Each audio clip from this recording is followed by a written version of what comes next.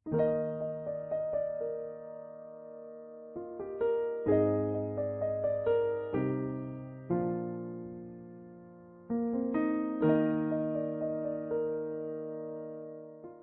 let us turn our Bible to Revelation.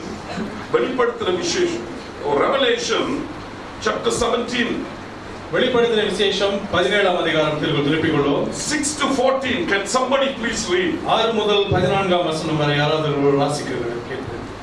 அந்த ஸ்திரீ பரிசுத்தவான்களின் இரத்தத்தினாலும் இயேசுவினுடைய சாட்சிகளின் இரத்தத்தினாலும் பெருகிக் கொண்டிருக்கிறதை கண்டேன். அவளை கண்டு நான் மிகவும் ஆச்சரியப்பட்டேன். அப்பொழுது தூதனானவன் என்னை நோக்கி, ஏன் ஆச்சரியப்படுகிறாய்?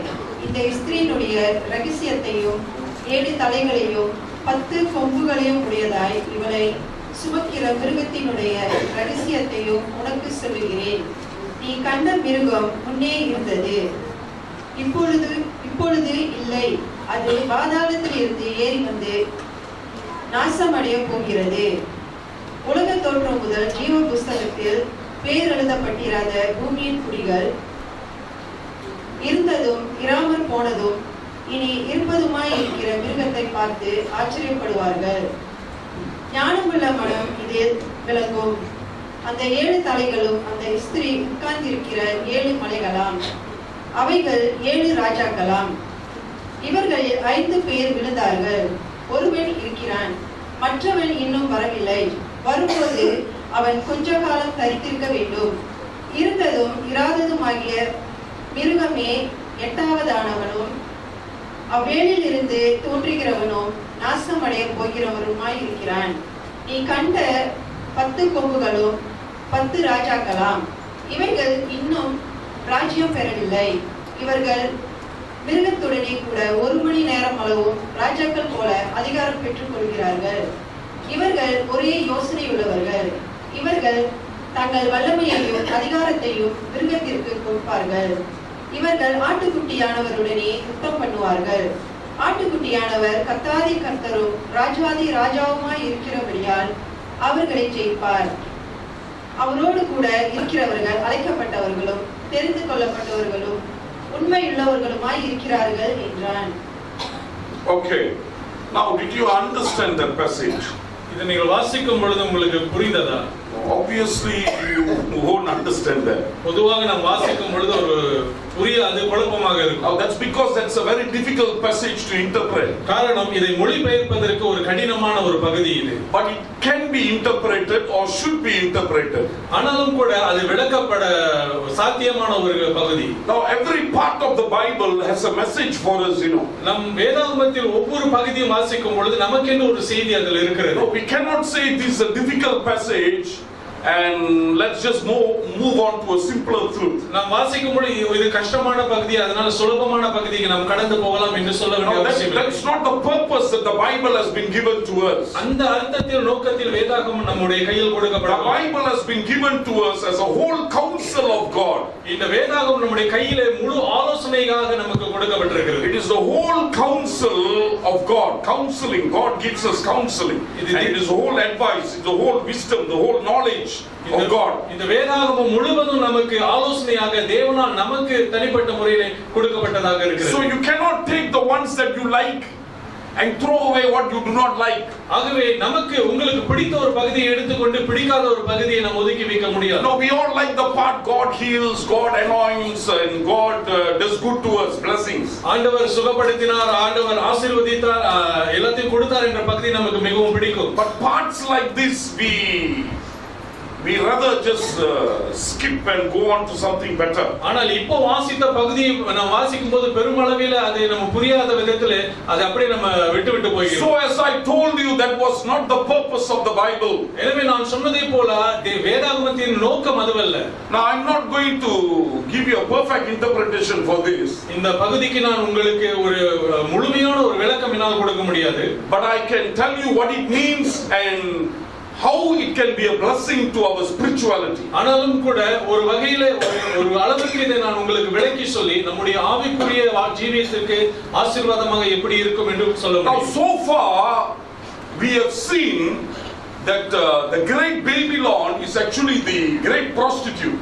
நாம் இதுவரையில் நாம் பார்த்த காரியத்திலே இந்த மகா பாபிலோன் நகரமானது ஒரு மகா விபச்சாரி என்ற நகரமாக நாம் பார்த்தோம். This prostitute is very beautiful, very attractive, and it is filled with all the blessings of the world, gold adorned with golds and pearls. இந்த மகா பாபிலோன் பெரிய ஒரு விபச்சாரி, மிகவும் அழகாகவும் கவர்ச்சியாகவும் மிகவும் பொன் வெள்ளி தங்கம் நிறைந்த ஒரு விபச்சாரியாக காணப்பட்டது. Now this Babylon can be any world system, you know.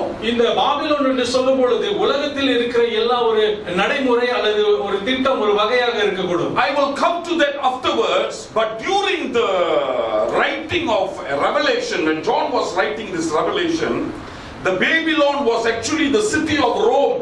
இந்த பாபிலோனை குறித்து நான் பிறகு வருகிறேன். ஆனால் யோவான் இந்த தீர்க்கதரிசன வசனங்களை எழுதும் பொழுது இந்த பாபிலோன், இந்த மகா பாபிலோன் அன்றைய காலத்தில் இருந்த ரோமாபுரியாக இருந்தது. Because Rome controlled the whole world. காரணம் இந்த ரோமாபுரி நகரமானது முழு உலகத்தை ஆக்கிரமித்துக் கொண்டிருந்தது. Rome was the financial hub of that world. இந்த உலகத்தினுடைய முழு பொருளாதார மையமாக ரோமாபுரி காணப்பட்டது. And it was also the entertainment world. இந்த உலகத்தினுடைய எல்லா கேளிக்கைகளும் நிறைந்த ஒரு நகரமாக இருந்தது. The Caesars died by entertaining themselves. இந்த ராயர்கள் தங்களை தாங்களே அவர்கள் மகிழ்ந்துக் கொண்டு களி கூர்ந்து தங்களை சாகடித்துக் கொண்டார்கள்.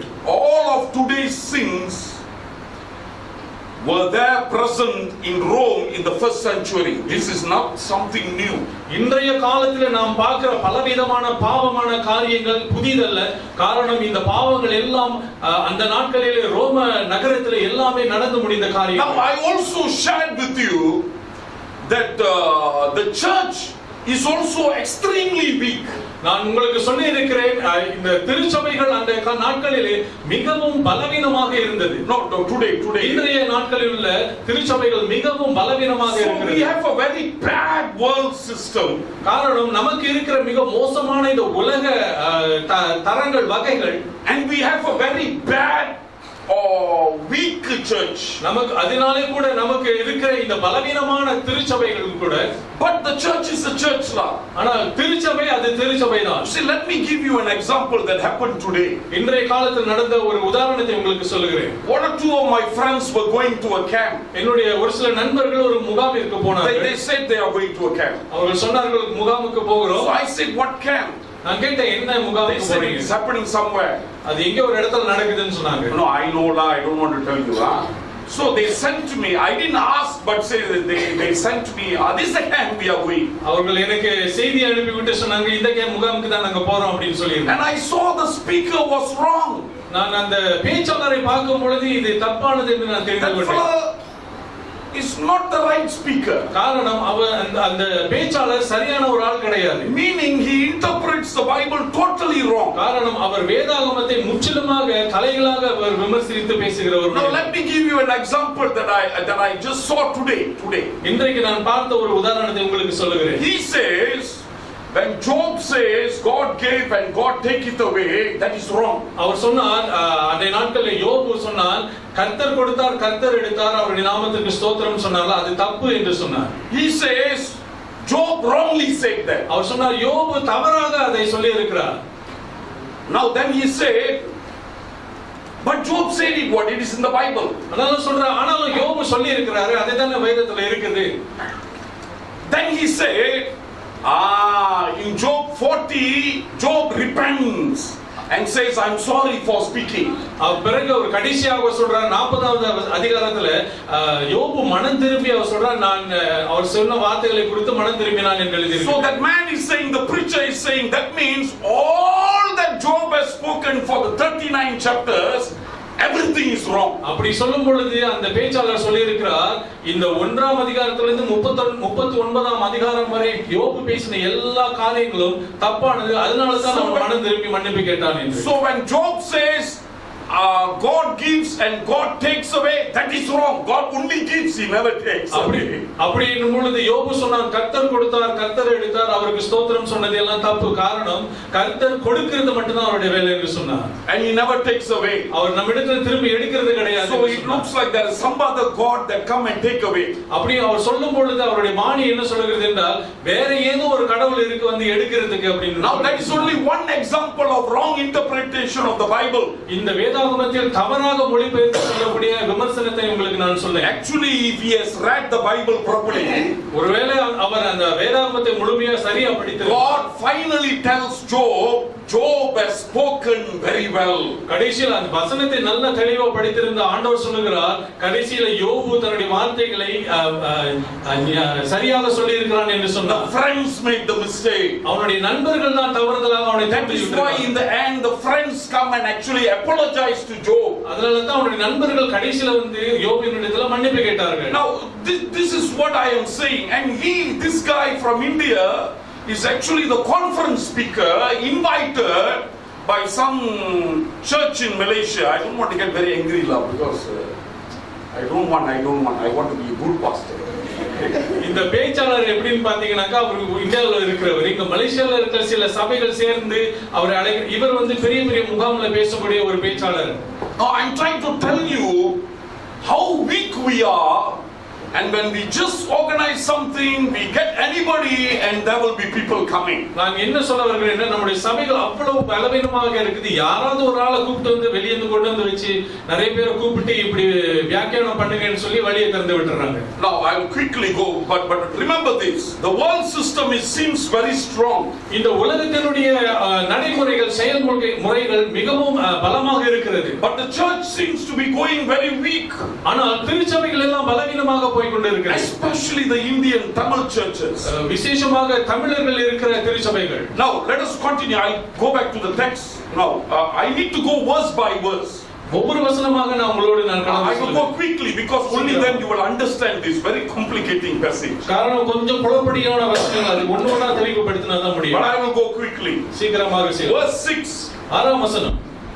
அந்த ஸ்திரீ பரிசுத்தவான்களின் இரத்தத்தினாலும் இயேசுவினுடைய சாட்சிகளின் இரத்தத்தினாலும் வெறி கொண்டிருக்கிறதை கண்டேன். So now the Bible says the prostitute, the stree is the prostitute, is drunk with the people who are witnessing about Christ. அந்த ஸ்திரீ பரிசுத்தவான்களின் இரத்தத்தினாலும் இயேசுவினுடைய சாட்சிகளின் இரத்தத்தினாலும் வெறி கொண்டிருக்கிறதை கண்டேன். No, that is actually John is talking about the government, the Roman government. யோவான் ரோமாபுரியினுடைய அரசாங்கத்தை குறித்து இங்க சொல்லுகிறார். Rome was literally drinking the blood of Christians. அந்நாட்களில் இந்த ரோம ராஜ்யம் கிறிஸ்தவர்களை பிடித்து அவர்களை கொலை செய்து கொண்டிருந்தது. Nero was burning and murdering them by the thousands. அந்த ராஜாக்கள் என்ன செய்தாங்க, ஆயிரக்கணக்கில் கிறிஸ்தவர்களை பிடித்து அவர்களை நெருப்பிலிட்டு எரித்து கொன்றார்கள். The emperor Nero is known to be a mad fellow. அந்த நேரோ என்று சொல்லக்கூடிய இந்த பிரபு ஒரு பைத்தியக்காரத்தனமாக கிறிஸ்தவர்கள் மேல் வெறி கொண்டிருந்தார். Now what he does is he will have a garden. He is the emperor of Rome. He had a garden. அவர் ரோமாபுரியினுடைய பெரிய ஒரு பிரபு, அவருக்கு என்று ஒரு பெரிய தோட்டம் இருந்தது. Night time he will purposely tie the Christians to the stake, a big stick, and burn them. அவன் இரவு நேரத்தில் என்ன செய்வான், அந்த தோட்டத்தில் பெரிய பெரிய தூண்களை அப்படி நட்டு வைத்து இந்த கிறிஸ்தவர்களை பிடித்துக் கொண்டு அதை கட்டி உயிருடன் எரித்து விடுவார். And one day in his madness he burned the buildings of Rome. அவர் ஒரு நாள் அந்த அவருடைய அந்த பைத்தியக்காரத்தனத்தினால என்ன பண்ணாரு, அவருடைய அந்த கட்டிடத்தை எரித்து விட்டார். So the whole Rome was in fire.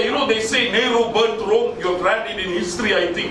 Rome was in fire. அப்போ அந்த அவருடைய அந்த அதிகமான பைத்தியக்காரத்தனத்தினால தன்னுடைய கட்டடத்தை அப்படியே முழுது எரித்து விட்டார். அந்த இரவுல அந்த ரோம அரசாங்க கட்டடமே முழுமையாக நெருப்புல இருந்தது. And you know what he said? He said the Christians has conspired and burnt Rome. இப்போ அவர் என்ன சொன்னாரு, இந்த கிறிஸ்தவர்கள் எல்லாம் சேர்ந்து சூழ்ச்சி பண்ணி இந்த ரோமபுரியை எரித்து விட்டார்கள் என்று பழி போட்டார். So during these emperors were reigning in Rome, Christians were severely persecuted.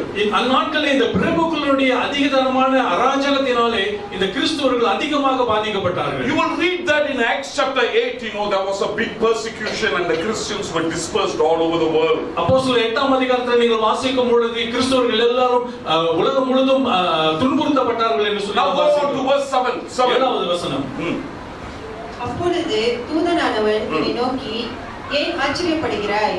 இந்த ஸ்திரீயினுடைய ரகசியத்தையும் 7 தலைகளையும் 10 கொம்புகளையும் உடையதாய் இவளை சுமக்கிற மிருகத்தினுடைய ரகசியத்தையும் உனக்கு சொல்லுகிறேன்.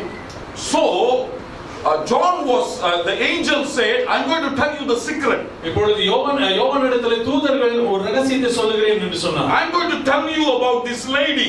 இந்த பெண் ஸ்திரீயை குறித்து சொல்லுகிறேன். I'm going to tell you about the beast.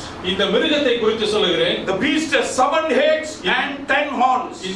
இந்த மிருகத்திற்கு 7 தலைகளும் 10 கொம்புகளும் இருக்கிறது. I have told you before, the beast carries the woman.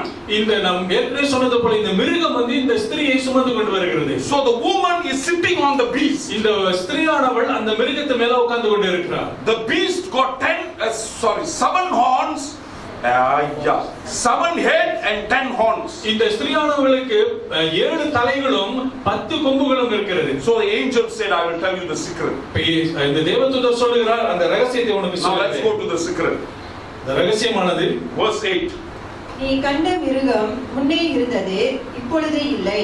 அது பாதாளத்தில் இருந்து ஏறி வந்து நாசமடைய போகிறது.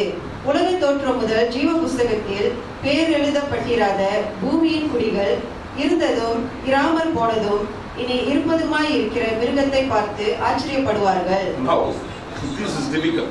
Now listen, the beast is said to be who was, who is not and who will come. இந்த மிருகமானது எப்படி என்றனா இருந்ததும் வரப்போகிறதுமான ஒரு மிருகம். இப்ப இல்லனா ஆனா இப்ப இல்லாத ஒரு இருந்ததும் வரப்போகிற மிருகமும். Now how was Jesus described in the Bible? இயேசு கிறிஸ்து எப்படி வேதாகமத்தில் விவரிக்கப்பட்டார்? Jesus is described as who was, who is and who is to come. இயேசு கிறிஸ்து இருந்தவரும் இருப்பவரும் வரப்போகிறவர் என்று அவர் விவரிக்கப்பட்டார். So Jesus is always present. அப்படி பார்க்கும் பொழுது இயேசு கிறிஸ்து எல்லா காலத்திலும் இருந்தவராக இருக்கிறார். But the beast is there, sometimes it's not there and sometimes it is there. ஆனால் இந்த மிருகத்தை பார்க்கும் பொழுது ஒரு சமயத்தில் இருந்தது, இப்பொழுது இல்லை, இனி வரப்போகிறது என்று நாம் பார்க்கிறோம். I will tell you what the beast is afterwards. இந்த மிருகம் என்ன என்று பிறகு நான் சொல்லுகிறேன். But the Bible says the beast will be destroyed one day. வேதம் சொல்லுகிறது ஒரு நாளிலே இந்த மிருகம் அழிக்கப்படும். Now let us go to verse 10. 10வது வசனம். 10 and 11. அவைகள் 7 ராஜாக்களாம். இவர்களில் 5 பேர் விழுந்தார்கள். ஒருவன் இருக்கிறான். Verse 9 முடிச்சிட்டோமா? இல்ல sorry, verse 9. ஞானமுள்ள மனம் இதிலே விளங்கும். அந்த 7 தலைகளும் அந்த ஸ்திரீ உட்கார்ந்திருக்கிற 7 மலைகளாம். நல்ல கவனிங்க. The 7 head are the 7 mountain on which the woman is seated. Now listen. Some of you are a little elderly, you would have known Rome is known as the land of 7 mountains. பழைய முதிர்ந்தவர்களுக்கு ஒருவேளை இதை கேட்டிருப்பீங்க. இந்த ரோமபுரியை வந்து 7 மலைகளுக்கு ஒப்பாக சொல்வார்கள். Now nowadays they don't teach international history. இப்போ இந்த நாட்கள்ல பழைய ஹிஸ்டரி சரித்திரங்களை யாரும் when I was in school they teach history all over.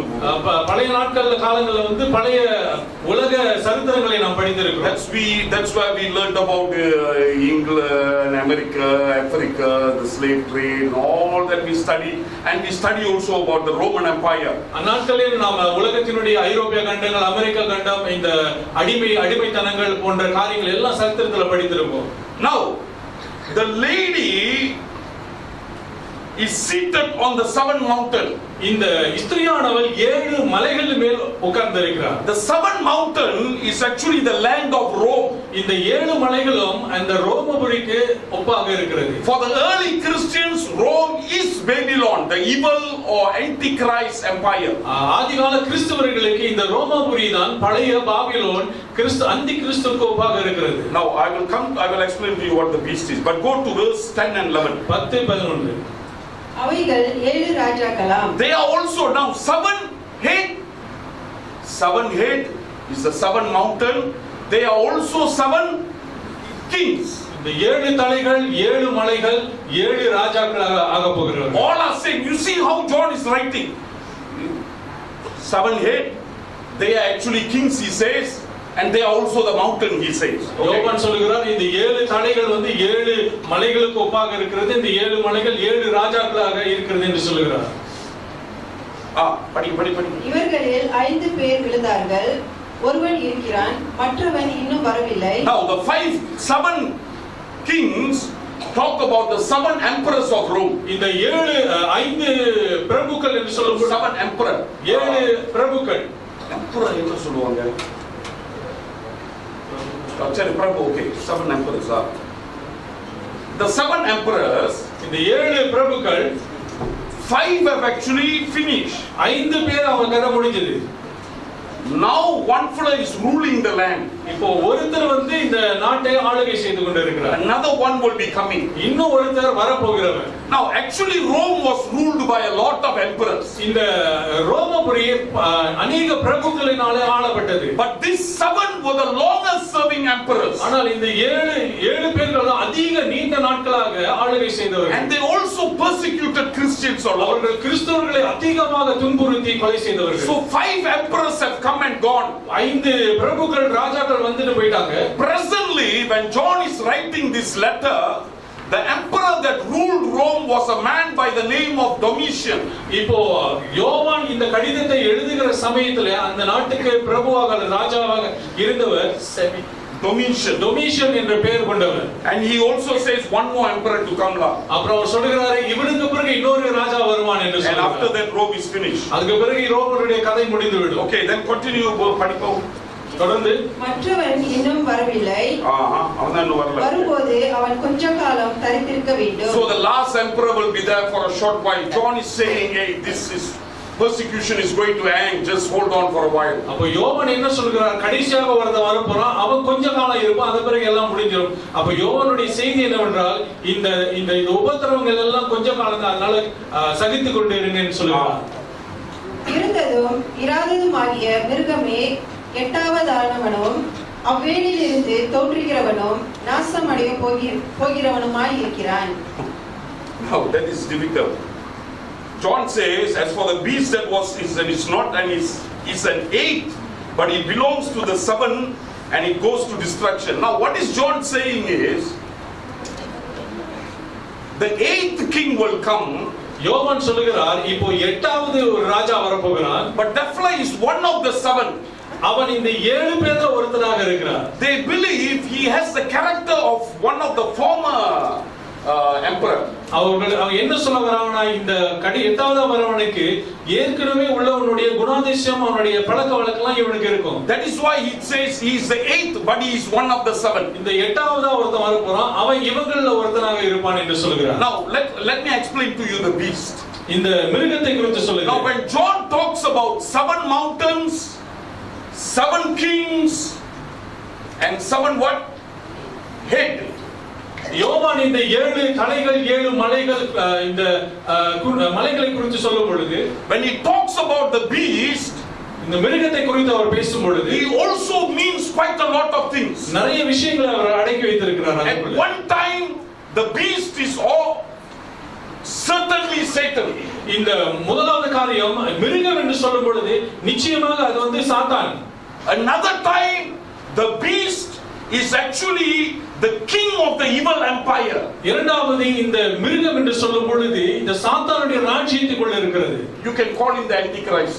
ஒருவேளை நீங்க இவரை பார்த்து அந்தி கிறிஸ்து என்று சொல்லலாம். Another time the beast is actually the empire, the evil empire. அந்த மிருகம் என்று சொல்லும் பொழுது இந்த ராஜ்யம் இந்த பிசாசுனுடைய ராஜ்யமாக இருக்கிறது. So when you read this beast in the Bible, இந்த மிருகத்தை நீங்கள் வேதத்தில் வாசிக்கும் பொழுது chapter 17 17வது வசனம் அதிகாரம், you must remember this. நீங்கள் இதை ஞாபகம் வைத்துக் கொள்ள The வேண்டும். beast can be Satan, இந்த மிருகம் என்று சொல்லும்போது சாத்தானாக இருக்கும். The beast can be the satanic empire. அல்ல இந்த பிசாசு நிறைந்த ஆளுகையின் ராஜ்யமாக இருக்கும். The beast can also be the fellow who controls this empire. இந்த மிருகம் என்று சொல்லும் that is it can be the antichrist. இந்த மிருகம் என்று சொல்லும் பொழுது இந்த ராஜ்யத்தை பிசாசின் ராஜ்யத்தை ஆளுகை செய்கிற அல்லது இந்த அந்திகிறிஸ்து என்று கூட நாம் வைத்துக் கொள்ளலாம். So it is this empire or antichrist or the devil which controls the whole unbelieving world. இந்த மிருகம் இந்த பிசாசின் ராஜ்யம் அல்லது அந்திகிறிஸ்து என்று எல்லாம் அப்படி நாம் கூட்டி பார்க்கும் பொழுது இவைகள் தான் இந்த உலகத்தை ஆளுகை செய்து கொண்டு ஆக்கிரமித்துக் கொண்டிருக்கிறது. This unbelieving world system always will have a headquarters. இந்த நம்பாதவர்களுடைய உலகத்தை ஆளுகை செய்கிற இந்த ராஜ்யத்துக்கு ஒரு தலைமைத்துவம் இருக்கிறது. When John was writing, it was Rome. யோவான் எழுதும் பொழுது இந்த கடிதத்தை எழுதுகிற சமயத்திலே அது ரோமாபுரியாக இருந்தது. But John doesn't say Rome. John says Babylon. ஆனால் யோவான் அதை ரோமாபுரி என்று எழுதாமல் பாபிலோன் என்று எழுதி இருக்கிறார். Because Revelation was written in the time of persecution. காரணம் இந்த புத்தகம் வெளிப்படுத்தல் எழுதும் பொழுது துன்புறுத்தலின் காலமாக இருந்தது. உபத்திரவ காலமாக இருந்தது. So John doesn't want the government to take hold of the letter. எனவே இந்த கடிதத்தை பார்த்து ரோமாபுரியுடைய பேர் அங்க இருந்தா அந்த கடிதத்தை அவங்க கைப்பற்றிடுவாங்க. அதனால அப்படி கூடாது என்று சொல்லி பாபிலோன் என்ற பெயரை மாற்றி எழுதிவிட்டார். Secret letter passing among the churches. இந்த கடிதமானது ரகசியமாக எல்லா சபைகளுக்கும் கொடுக்கப்பட்டது. So when they read, the Christian read Babylon. ஆகவே அந்த கிறிஸ்தவர்கள் எல்லாம் அதை வாசிக்கும் பொழுது பாபிலோன் என்று எழுதி இருக்கிறது. The prostitute sits on top of the 7 mountains. இந்த விபச்சாரி 7 மலைகளின் மேல் உட்கார்ந்து கொண்டிருக்கிறார். 5 kings finish early, 1 king now ruling, 1 more king to come. 5 ராஜாக்கள் முடிந்தது, இப்போ ஒரு ஆளு ஆட்சி செய்றான், இன்னொருத்த வர போகிறான். They all know John is talking about Rome. இவர்களுக்கு எல்லாம் இந்த கிறிஸ்தவர்களுக்கு எல்லாருக்கும் தெரியும் யோவான் ரோம ராஜ்யத்தை குறித்து எழுதி கொடுக்கிறார். They all know which emperor he is talking about. எந்த ராஜாவை குறித்து அவன் பேசுகிறான் என்று எல்லாருக்கும் தெரிந்தது. But they secretly pass the letter only among the church. இந்த ரகசியமான இந்த கடிதத்தை சபைகளுக்கு மத்தியிலே அவர்கள் எல்லாம் அப்படியே கொடுத்து கொண்டிருக்கிறார்கள். Let's continue. Next verse என்னது 12 எத்தனை 12 கிட்ட கணக்கு கரெக்ட்டா கணக்கு வச்சிருக்காரு போ. ஓகே. நீ கண்ட 10 கொம்புகளும் 10 ராஜாக்களாம். So 10 horn also another 10 king. இப்பொழுது 10 கொம்புகள் அது 10 ராஜாக்களாம். இவர்கள் இன்னும் ராஜ்யம் பெறவில்லை. So okay படிங்க. இவர்கள் இன்னும் ராஜ்யம் பெறவில்லை. இவர்கள் மிருகத்துடனே கூட 1 மணி நேரம் அளவும் ராஜாக்கள் போல அதிகாரம் பெற்றுக் கொள்கிறார்கள். So these 10 kings, John is saying hey, this is going to be an international affair. You know, there are 10 kings that will rise up in the world. இப்போ யோவான் இன்னும் சொல்கிறார் வரப்போற நாட்களிலே இன்னும் 10 ராஜாக்கள் உலகம் முழுவதும் எழும்புவார்கள். They are not from Rome, they will be from somewhere. 10 superpowers will come. இவர்கள் எல்லாம் ரோமாபுரியில் இருந்து அல்ல, ஆனால் உலகத்தில் இருக்கிற மற்ற பாகங்களில் இருந்து வருவார்கள். Verse 13 quickly, what will they do? இவர்கள் ஒரே யோசனை உள்ளவர்கள். They will be of one mind. இவர்கள் தங்கள் வல்லமையையும் அதிகாரத்தையும் மிருகத்திற்கு கொடுப்பார்கள். And they will have one mind, that means they will all join together.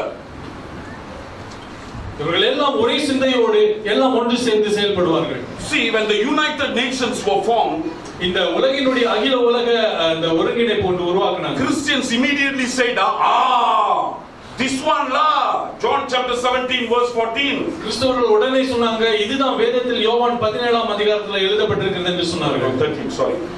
Then they said no, too many nations. This one only 10 kings. There are United Nations too many. அப்போ இந்த United nation இந்த அகில உலக ஐக்கிய நாடுகள் என்று சொல்லும் பொழுது அது 10க்கு மேல இருக்கு, அப்ப இது இல்லன்னு நினைச்சாங்க. Then it was European Union. அதுக்கு பிறகு ஐரோப்பிய ஒற்றுமையான ஒரு நாடு. Then they said that's the one, 10 we got it. அப்ப அவங்க எல்லாம் கிறிஸ்தவர்கள் சொன்னா இதுதான் என்று சொன்னார்கள். But now we know, I think there's about 15, I think. இப்போ ஏற்கனவே 15க்கு மேற்பட்ட ஐரோப்பிய நாடுகள் ஒருங்கிணைந்திருக்கிறது. So the what I'm trying to tell you is Don't put today's thing all simply into the Bible and confuse yourself. என்ன உங்களுக்கு அறிவுரை சொல்றேன்னா இன்றைய நடக்கிற காரியங்களை எல்லாம் எடுத்து வச்சு பைபிள்ல இதான் சொல்லி ஒப்பிட்டு குழப்பிக் கொள்ளாதீங்க. Basically the numbers I have told you before, the numbers in the Bible are figurative. நான் ஏற்கனவே சொன்னது போல வேதத்தில் கொடுக்கப்பட்ட எண்கள் எல்லாம் ஏற்கனவே ஒரு அளவு ஒரு கணக்கிடப்பட்டு ஒரு உதாரணத்திற்கு கொடுக்கப்பட்டிருக்கு. 7, 10 can be just a complete number, that's all. 7, 10 அது பூரணமான எண்களாக இருக்கலாம். So finally kings will come up and they will all give the power to the beast. கடைசியில ராஜாக்கள் எழும்புவார்கள், அவர்கள் எல்லாரும் அவர்களுடைய அதிகாரங்களை இந்த மிருகத்திற்கு கொடுப்பார்கள். The Bible also says there will be one mind, that means they have one plan, one idea. வேதம் சொல்லுகிறது இந்த ராஜாக்கள் எல்லாம் ஒரே சிந்தையோடு ஒரே எண்ணத்தோடு செயல்படுவார்கள். 14, what will they do? Verse 14. இவர்கள் ஆட்டுக்குட்டியானவருடனே யுத்தம் பண்ணுவார்கள். Okay. ஆட்டுக்குட்டியானவர் கர்த்தாதி கர்த்தரும் ராஜாதி ராஜாவுமாய் இருக்கிறபடியால் அவர்களை ஜெயிப்பார். அவரோட கூட இருக்கிறவர்கள் அழைக்கப்பட்டவர்களும் தெரிந்து கொள்ளப்பட்டவர்களும் உண்மையுள்ளவர்களுமாய் இருக்கிறார்கள் என்றான். So they will all fight with the lamb and the followers of the lamb, that is the church. இந்த ராஜாக்கள் எல்லாம் ஒன்று சேர்ந்து தேவ ஆட்டுக்குட்டியானவரோடு யுத்தம் செய்வார்கள். அது இங்க இருக்கிற திருச்சபையோடு அவர்கள் யுத்தம் செய்வார்கள். Now listen very carefully. This is actually basically what John is writing in this very confused manner. இந்த ஒரு எளிமையான ஒரு காரியத்தை யோவான் மிகவும் கடினமாக எழுதி இருக்கிறார். But for the early church this was not confusing. They read, oh, he writing like that. They understood it perfectly. ஆதிகால கிறிஸ்தவர்கள் இதை வாசிக்கும் பொழுது அவர்கள் அப்படியே ரொம்ப சுலபமாக விளங்கிக் கொண்டார்கள். But why is this letter important for us? ஆனால் நமக்கு ஏன் இந்த கடிதம் மிக முக்கியமாக இருக்கிறது? Because the world system is always the same. காரணம் இந்த உலகத்தினுடைய நடைமுறைகள் காரியங்கள் எப்பொழுதும் ஒரே மாதிரியாக இருக்கும். That day it was Rome. That day it was Rome. அன்றைய நாட்களில் இது ரோமாபுரியாக இருந்தது. But one time in the world Rome lost its power. ஆனால் ஒரு நாளில் நமக்கு தெரிந்தது இந்த ரோமாபுரி தன்னுடைய அதிகாரத்தை இழந்தது. Then it was communism. அதன் பிறகு கம்யூனிசம் என்று ஒன்று வந்தது. So when communism came and Russia, the Karl Marx influence and all this kind of things, the whole West and the church was attacking communism because atheism was spreading all over the world. Karl Marx என்பவருடைய நோக்கத்தில் இந்த ரஷ்ய நாடுகள் Germany நாடுகள் எல்லாம் இணைந்து இந்த கடவுளை நம்பாதவர்களுடைய இந்த காரியங்கள் எல்லாம் பரவனது திருச்சபைகள் எல்லாம் அவர்களுக்கு எதிராக சென்றார்கள். நாஸ்திகர்கள். So now during that time for the church Babylon is communism. அந்த நாட்களிலே இந்த ஐரோப்பிய நாட்களிலே கம்யூனிசம் இல்ல அந்த டைம்ல இந்த கம்யூனிஸ்ட் கண்ட்ரீஸ் தான் Rome. Okay. Babylon, sorry. Babylon தான் அன்றைய நாட்களிலே அவங்களுக்கு விரோதமாக இருந்தது. Then we had the problem like for example America.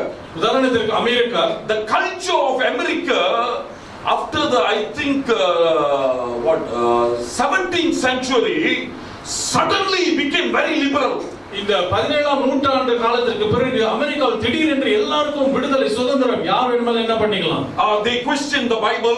அவர்கள் வேதாகமத்தை குறித்து கேள்வி கேட்கலாம். They decided we will not obey the Bible anymore. அவர்கள் சுயாதீனமாக முடிவெடுக்கலாம், இனிமேல் நான் பைபிள் கடைபிடிக்க மாட்டேன். So America turned and they said we don't think we can believe in the Bible anymore. America அப்படியே கொஞ்சமா மாற்றம் அடைந்து சொல்லுது, இனிமேல் நம்ம பைபிள வேதத்தை நம்ப வேண்டிய அவசியம் இல்லை என்று ஒரு வார்த்தை சொல்லுது. So one by one the culture of America became very bad. அப்படியே ஒன்றன் பின் ஒன்றாக அமெரிக்காவுடைய கலாச்சாரங்கள் நம்பிக்கைகள் எல்லாம் அப்படியே மாறி போனது. It came to one point, ஒரு கட்டத்திற்கு வந்து the movie, the serial Baywatch. You watch, not it. Baywatch. Baywatch ஒரு நாடகம் படம் போட்டிருக்கு, இப்போது கடற்கரை ஓரமாவே நடக்கும் அந்த படம்.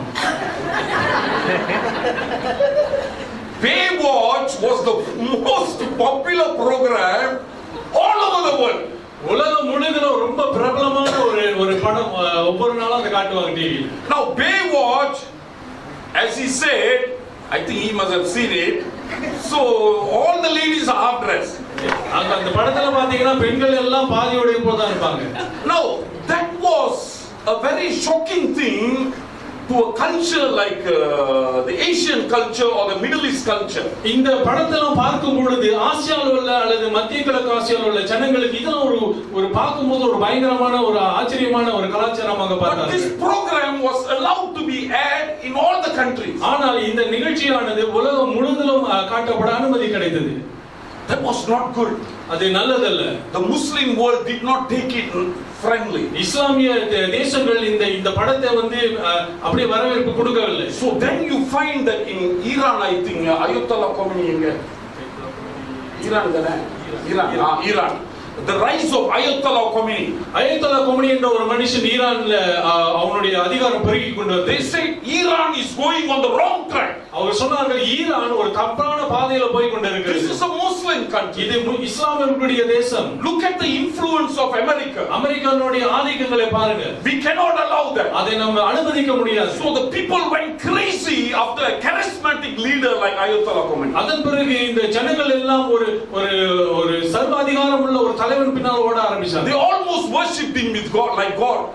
அவரை பார்த்து எல்லாரும் இவன் கடவுள் மாதிரி ஆராதிக்க ஆரம்பித்தாங்க. For your information, it was that one man that changed the whole face of the Middle East. இந்த மத்திய கிழக்கு ஆசியாவுடைய அமைப்பையே இந்த ஒரு மனுஷன் மாற்றி இருந்தார். And what did they call America during that time? அந்த நாட்களில் இவர்கள் எல்லாம் அமெரிக்காவை பார்த்து என்ன சொன்னாங்கன்னா the great Satan. அவர் பெரிய ஒரு வலு சர்ப்பம் என்று சொன்னார். So you see what I am trying to say, this every time the world empire went against God, that particular empire, the religious people saw it as evil and satanic. ஒவ்வொரு தடவையும் இந்த பெரிய நாடுகள் தேவனுக்கு விரோதமாக எழும்பும் பொழுது இந்த மத தலைவர்கள் எல்லாம் எப்படி பார்த்தாங்கன்னா இந்த நாடு தேசம் வந்து சாத்தானுடைய தேசம் என்று சொல்ல ஆரம்பித்தார்கள். Now even today, let us be fair.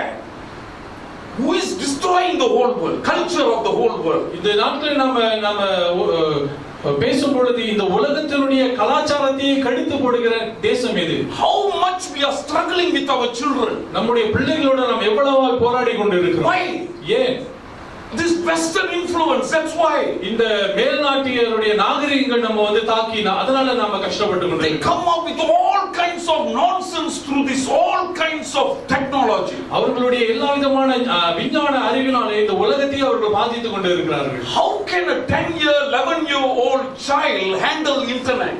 எப்படி ஒரு 10 அல்லது 11 வயசு பிள்ளை சின்ன பிள்ளை அந்த இன்டர்நெட் உலக இத கையில எடுத்துக்கொண்டு when we were very young, நாம் சின்ன பிள்ளைகளா இருக்கும் பொழுது we only had newspaper. நமக்கு வெறும் செய்தித்தாள் தான் கையில இருந்தது. In the newspaper, அந்த செய்தித்தாள்ல when a lady come with shorts, ஒரு ஸ்திரீ ஒரு பெண் ஒரு அரக்கால்ஸோட வந்தாக்கா that itself அத கூட அப்படியே பயந்து பார்த்து வெக்கப்பட்டுக்கிட்டு ஒளிஞ்சு பாப்போம். lady with shorts say ஒரு பெண் வந்து அரக்கால்ஸோட போட்டு வந்தா அதையே ரொம்ப பயந்து பாப்போம். But today, ஆனால் இன்றைக்கு 11-year 12-year-old children are exposed to everything that is utterly degrading in the sight of the world or in the sight of decent human beings. ஆனாலும் இன்றைய நாட்களில் 10-11 வயசு பிள்ளைகளுக்கு மனித குலத்திற்கு கேவலமா இருக்கிற ஒரு பழக்க வழக்கம் ஆபாசமான காரியங்களை ரொம்ப சுலபமாக அவர்கள் பார்க்கக்கூடிய அவநிலையில இருக்கிறாங்க. Where is it coming from? இதெல்லாம் எங்க இருந்து வருது? The West. இந்த மேற்கத்திய நாடுகளில். Recently, I think a few years back, they bombed the magazine. என்ன magazine? Denmark. டென்மார்க்ல ஒரு மேகசின் எல்லாம் அடிச்சு பொம்மை வச்சு உள்ள எல்லாத்தையும் கொண்டாங்க. ஐயா, டென்மார்க் தான். ஓகே சொல்லிட்டேன் நினைக்கிறேன். Okay, Denmark, they put a bomb and they blasted the whole printing magazine this one. ஒரு சில வருடங்களுக்கு முன்பதாக டென்மார்க்ல ஒரு பத்திரிகை நிறுவனத்தை பாம்பு வைத்து வெடித்து விட்டார்கள். The whole western world joined together. இந்த மேற்கத்திய நாடுகள் எல்லாம் ஒன்று சேர்ந்து they condemned the name suddenly coming want to come you know. The whole western leaders, President Barack Obama, the German Chancellor, the Prime Minister of Britain, France, every fellow holding hand and marching. இந்த Barack Obama ஜெர்மனுடைய அதிபர்கள் பிரான்ஸுடைய அதிபர் எல்லாம் கை கோத்துட்டு தெருவில் நடந்து போனாங்க. Huge crowd coming and they are showing their unity. அவர்கள் பெரிய கூட்டம் கூடியது, அவங்க எல்லாம் சேர்ந்து தங்களுடைய ஒற்றுமையை காட்டுவதற்காக அப்படி. Now they said we are against this kind of terrorist attack. அவர்கள் சொன்னார்கள் இவ்விதமான தவறான தாக்குதல்களுக்கு நாங்க எதிராக இருக்கிறோம் என்று சொல்லி ரோட்ல நடந்து வந்தாங்க. Magazine is free speech. காரணம் பத்திரிகையானது எல்லாருக்கும் உள்ள இலவசமான. How come the terrorists bombed such a place? எப்படி இந்த தீவிரவாதிகள் இந்த பத்திரிகை கட்டடத்தை அவர்கள் பாம்பு வைத்து தாக்க முடியும்? Honestly, sincerely, I'm telling you, I've still not changed my opinion. I think more magazines like that must be bombed. நான் என்ன நினைக்கிறேன்னா இன்னும் அதிகமான இப்படிப்பட்ட பத்திரிகைகள் வந்து கட்டடங்கள் பாம்பு வைத்து வெடிக்கப்பட வேண்டும். I am happy those fellows died and more of them must die. I'm sorry for saying all this from the pulpit, but you know, you will understand, you will never understand. காரணம் அந்த இந்த மாதிரியான பத்திரிகை கட்டடங்கள் இன்னும் அதிகமாக தாக்கப்பட வேண்டும் என்று என்னுடைய கருத்து. That magazine degrades every spiritual leader. காரணம் அந்த விதமான பத்திரிகை என்ன செய்தாங்கனாக்கா எல்லா விதமான கடவுள் நம்பிக்கையான காரியங்களை அவமானப்படுத்தி எழுதியிருந்தாங்க. You know what drawing they presented about the Father, Son and the Holy Spirit? பிதா குமாரன் பரிசுத்த ஆவியானவரை குறித்து எப்படிப்பட்ட ஒரு படத்தை அவங்க வரைந்தாங்க. Of course I'm not going to tell you. அதை நான் சொல்ல போகிறது கிடையாது. But I regret every morning, every day for looking at the drawing, because the drawing I cannot forget. அது ஒவ்வொரு நாளும் காலையில அந்த அந்த வரைபடம் என்னோட ஞாபகத்துக்கு வந்துரும். நான் ஒவ்வொரு நாள் காலையில இல்லைங்க, ஒவ்வொரு நாளும் அதை பார்த்ததுக்கு வருத்தப்படுறேன்னு சொன்னேன். அதை பார்த்தது அப்படிப்பட்ட ஒரு மோசமான வரைபடத்தை பார்த்ததுக்காக நான் வருத்தப்பட்டேன். You know, if I'm not going to show you anyway, I don't want you to see it. Don't see and cloud your mind with those kind of things. Seeing itself is a sin.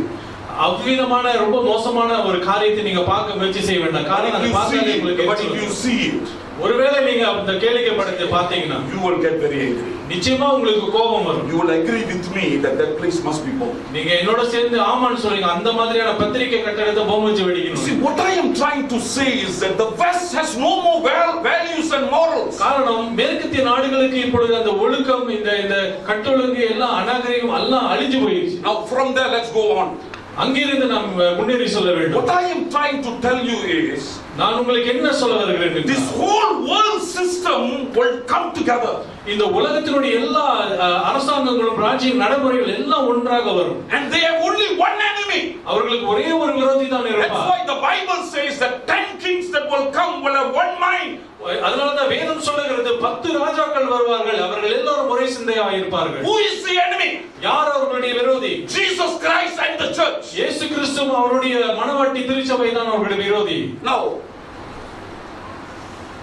in that after the bombing of that office, the printing office, அந்த பத்திரிகை நிறுவனம் வெடித்து தகர்க்கப்பட்ட பிறகு the world leaders were agitated. They get very angry. இந்த உலக தலைவர்கள் எல்லாம் ரொம்ப அப்படியே கொந்தளிச்சு போய் வந்துட்டாங்க. I don't know, I think they will still have in the internet, YouTube. I do not know, I saw it last time. ஒருவேளை நான் இப்ப இன்டர்நெட்ல அந்த யூடியூப்ல இங்க அந்த செய்திகள் இன்னும் இருக்கும். And they showed it in the CNN news and all. CNN செய்தியில கூட அந்த மறுபடியும் ஒளிபரப்பு. All the presidents and leaders of the world, they were marching in front. உலக தலைவர்களும் எல்லா அதிபர்களும் எல்லாரும் தெருவுல வந்து கைகோத்து நடந்து போனார்கள். Now that was surprising. அது மிகவும் ஒரு ஆச்சரியமான காரியம். Because not one of them was brainy enough to say that this magazine was wrong. ஒருத்த கூட அதுல ஞானமா இந்த பத்திரிகை தப்பா எழுதியிருக்காங்கன்னு ஒருத்த கூட அதுல சொல்லல. Because you wrote about a religion that people are following. நீ எழுதின ஒரு காரியத்தை குறித்து இந்த உலகத்தில் உள்ளவர்கள் மத சார்ந்தவர்கள் அதை பின்பற்ற ஆரம்பித்தார். Now this is my God. இதுதான் என்னுடைய கடவுள். You may not agree, I don't care. நீ ஒருவேளை நீ அதை ஒத்துக்கொள்ளலாம், அதை பத்தி எனக்கு கவலை கிடையாது. But throughout my life I see this Jesus Christ as my God. ஆனா என்னுடைய வாழ்க்கை முழுதும் இயேசு கிறிஸ்துவை நான் பார்த்து கொண்டு வருகிறேன். That magazine, whoever that fellow is, has no right, whatever freedom you talk about, has no right to degrade my God. அந்த பத்திரிகை நிறுவனம் எழுதினவன் யாரா இருந்தாலும் சரி, அவன் எப்படிப்பட்டவனா இருந்தாலும் சரி, அவன் என்னுடைய கடவுளை குறித்து அவமானப்படுத்தி எழுதுவதற்கு அவனுக்கு உரிமை கிடையாது. Everybody can talk bad about Jesus lah, that's common. யார் வேண்டுமானாலும் இயேசு கிறிஸ்துவை பத்தி அவமானப்படுத்தி எழுதலாம், அது நம்ம பொதுவா கேட்கிற விஷயங்கள். What the magazine did was not bad, it was dirty. ஆனால் இந்த பத்திரிகை கிறிஸ்துவை குறித்து எழுதின காரியம் அவமானப்படுத்தவில்லை, ஆனால் அதை விட மோசமாக கேவலப்படுத்தியது. Not one of the world leaders said, no, they are wrong. I don't think we don't agree with terrorism, but that doesn't mean we agree with that magazine. ஆனால் ஒரு தலைவன் கூட எழுந்து நின்று சொல்லவில்லை இவங்க செஞ்சது தப்பு, இந்த தீவிரவாதிகள் செஞ்சது சரி என்று ஒருத்தன் கூட அதுல சொல்லல. No. We don't agree with terrorism. I don't agree with terrorism. But that doesn't mean I agree with the magazine. இந்த தீவிரவாதிகள் செய்தது குறித்து சரி என்று நாங்க சொல்லல, ஆனா அதே நேரத்துல இவங்க செஞ்சது தப்புன்னு கூட அவங்க யாருமே சொல்லல. So okay, people of God, let's move on. So remember this, the world system will fight against the church. இந்த உலக காரியங்கள் இந்த திருச்சபைக்கு விரோதமாக எழும்பும்.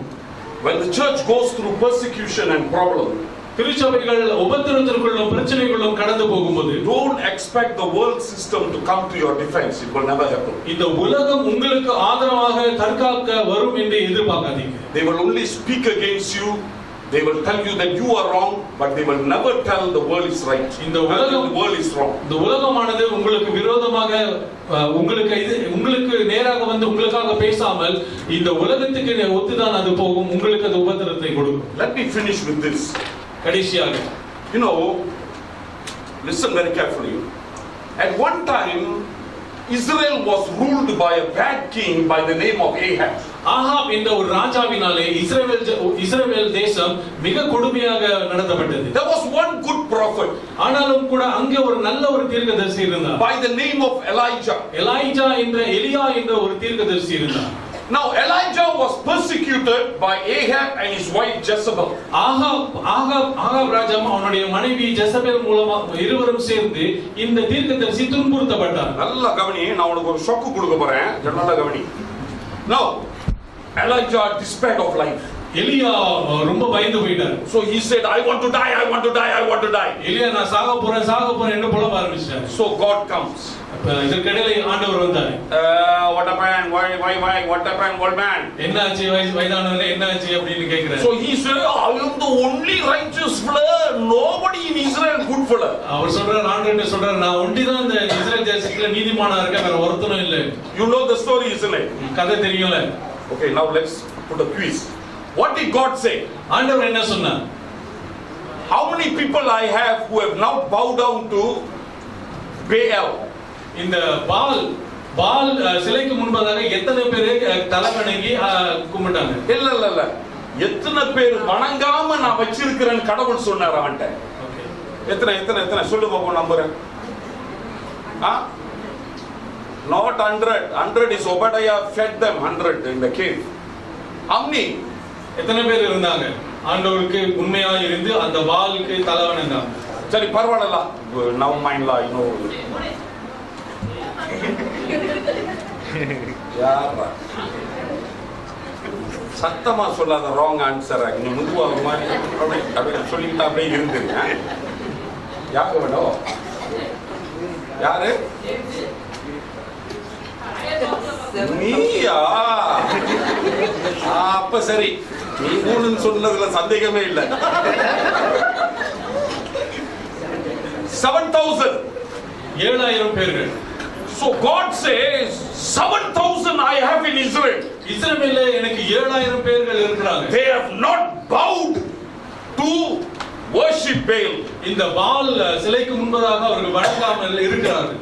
Now listen very carefully, கவனமாய் கேளுங்க. Israel during that time, நாட்களிலே Israel had a population more than 1 million.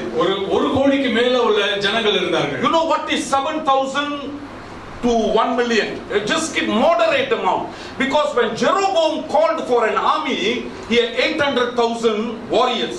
எரேமியாம் யுத்தத்திற்கு கூப்பிடும் பொழுது 8 லட்சம் வீரர்கள் இருந்தார்கள். So it was during that time. அந்த சமயத்துல. So I am assuming you add children, those who do not fight, and the women and all this kind of, it will definitely more than a million. இந்த பிள்ளைகள் யுத்தம் செய்யாதவர்கள் மற்றவர்கள் எல்லாத்தையும் கணக்கு பண்ணி பார்த்தா 1 கோடிக்கு மேல 1 million population, 1 கோடி ஜனத்தொகை. in the 1,07,000 he says are my people. God says 7,000 my people. ஆண்டவர் சொல்கிறார் இந்த 1 கோடி ஜனத்தொகையில இந்த 7,000 பேர் என்னுடைய பிள்ளைகள் என்று சொல்கிறார். You know what 7,000 to 1 million? 7,000க்கும் 2 கோடிக்கும் எவ்வளவு பெரிய கணக்கு? It is about 0.65%. ஏறக்குறைய 0.65%.